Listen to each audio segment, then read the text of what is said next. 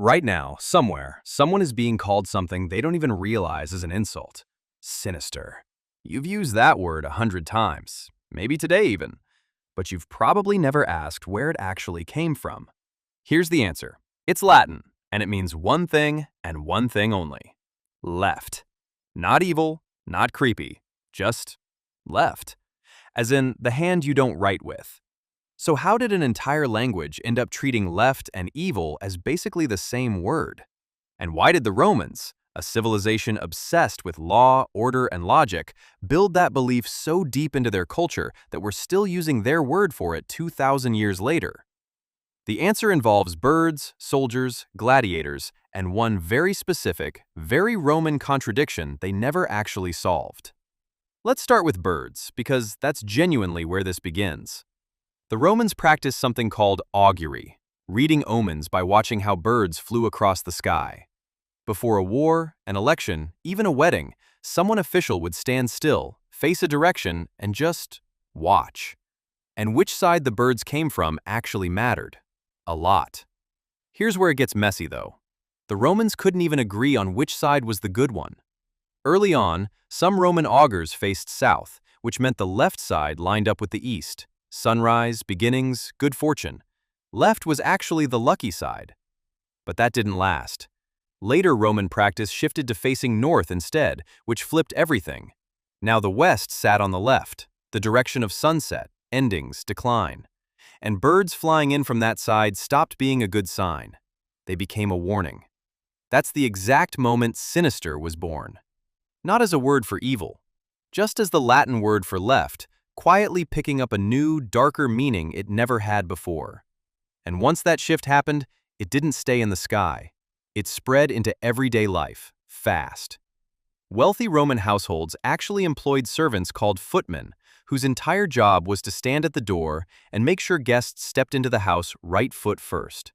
Not because it looked polite, because starting with the left foot was considered bad luck for everyone inside. If you were left-handed in ancient Rome, you weren't just inconvenienced, you were quietly suspected, untrustworthy, a little unlucky to be around. Not because of anything you'd done, just because of which hand you happened to reach for first. Even something as small as a sneeze got tangled up in all this. Romans believed sneezing briefly opened the body up to unwanted spirits. Spilling salt on the table was a bad omen too, one you could only cancel out by throwing a pinch of it over your left shoulder, straight into the eyes of whatever evil was supposedly lurking there. The left side wasn't just unlucky. It was treated like an open door for exactly the kind of thing you didn't want walking through it. But here's the twist nobody expects. In one very specific place, being left-handed in Rome wasn't a curse at all. The arena. Left-handed gladiators were actually sought after. Fighting styles across the empire were built almost entirely around right-handed opponents. How they'd block, how they'd strike, which side they'd expose. A left-handed fighter moved differently, attacked from angles other fighters weren't trained for.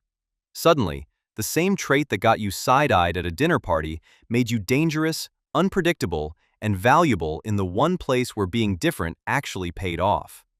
Even Rome's own military obsessed over this. Legions trained every soldier to hold a shield in the left hand and strike with the right. Uniformity mattered more than individual skill, because the whole formation only worked if everyone moved the same way. And yet, one exception gets mentioned again and again in Roman sources. Julius Caesar himself was reportedly able to fight competently with either hand. Not a flaw, a mark of exceptional skill. So Rome never actually resolved this. Left-handedness was suspicious enough to need a servant guarding your doorway, dangerous enough to make gladiators feared, and rare enough that even fighting with your left hand at all could be treated as remarkable, depending entirely on where you happened to be standing. And that contradiction didn't disappear when Rome did. It got embedded in language itself, and language is stubborn. It outlives empires. Dexterity comes from the Latin word for right, meaning skillful. Sinister comes from the word for left. Even ambidextrous, the word for using both hands equally well, leans right in its own Latin roots. The language never really let left-handedness catch up. Even the phrase, getting up on the wrong side of the bed, traces back to this same belief, the wrong side, of course, being the left one. So the next time you call someone's plan sinister, or hear a villain described that way in a movie, you're not just using a scary-sounding word. You're repeating a 2,000-year-old argument the Romans themselves never fully settled, about birds, about doorways, about which hand a person happened to be born using. They just never told you that's what you were doing. You'll probably hear sinister again this week, and now you'll know exactly what you're actually saying. If this made you think, there's a lot more waiting for you on this channel. Subscribe, and I'll see you in the next one.